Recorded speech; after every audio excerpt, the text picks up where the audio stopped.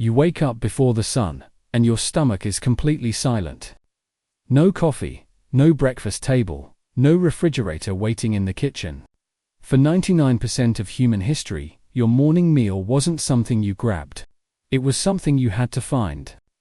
If you imagine your prehistoric ancestors, you probably picture a group of muscular hunters bringing down a massive woolly mammoth. You picture meat, blood, and fire. Modern fad diets have spent decades telling us that ancient humans were ultimate carnivores who ate almost nothing but steak. But what if everything pop culture told you about the prehistoric diet was wrong? How much meat did your ancestors actually consume on an average Tuesday? When anthropologists first began studying surviving hunter-gatherer societies, they noticed something that shattered the Hollywood stereotype. In 1963, anthropologist Richard Lee spent months living with the Ruhonzi people of the Kalahari Desert to track every single calorie they consumed. His findings shocked the scientific community. Over 60% of their daily calories didn't come from meat at all. They came from nuts, seeds, roots, and wild plants gathered by hand. And this wasn't an isolated exception. Anthropologist Frank Marlowe spent years studying the Hadza people of Tanzania, one of the last true hunter-gatherer groups on Earth. His data revealed that meat accounted for less than 30% of their overall dietary intake. Hunting was unreliable, dangerous, and exhausting. A hunter could spend 8 hours in the blistering heat and come back to camp empty. So if meat wasn't the daily staple, what kept your ancestors alive for 300,000 years? The answer was buried underground.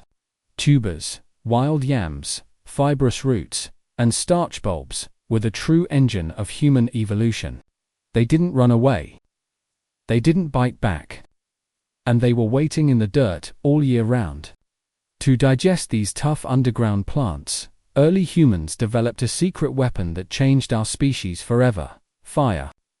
When your ancestors learned to roast starchy roots over hot embers, they unlocked a massive wave of easily digestible glucose. Harvard anthropologist Richard Wrangham argued that cooking starches, not just meat, provided the rapid energy explosion required to fuel our growing human brains. Our brains consume 20% of our body's daily energy. And glucose from cooked starches was the most efficient fuel available. But what about Neanderthals? For decades, scientists believed Neanderthals were hypercarnivores whose reliance on big game led directly to their extinction when large animals vanished.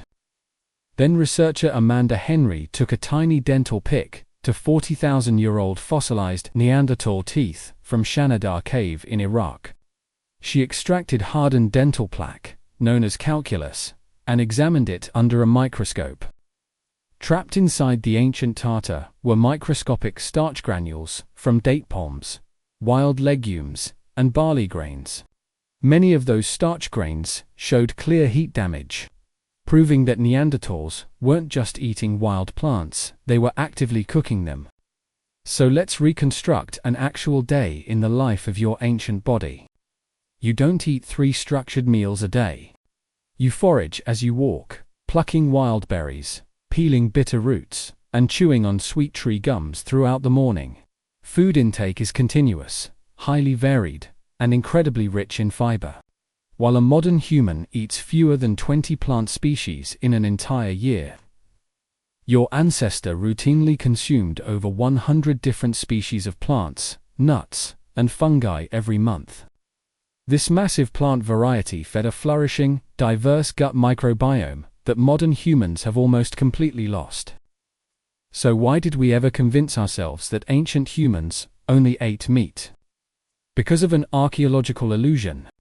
Animal bones preserve exceptionally well in the fossil record over tens of thousands of years.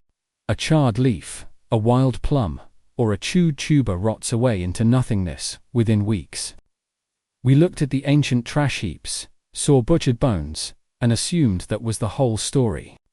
We mistook the rare celebrated feast for the daily routine. Today, you sit in front of a screen, eating highly processed foods that contain almost no natural fiber. Your body is genetically built for a slow, steady stream of wild starches, bitter greens, and fibrous roots gathered through constant daily movement. You aren't broken because you crave carbohydrates. Your brain was built by them. And the next time you look at a simple root vegetable, remember that your ancestors survived, not because they were bloodthirsty apex predators, but because they knew exactly where to dig. You wake up tomorrow morning, and your body is still waiting for the wild world it was built to forage.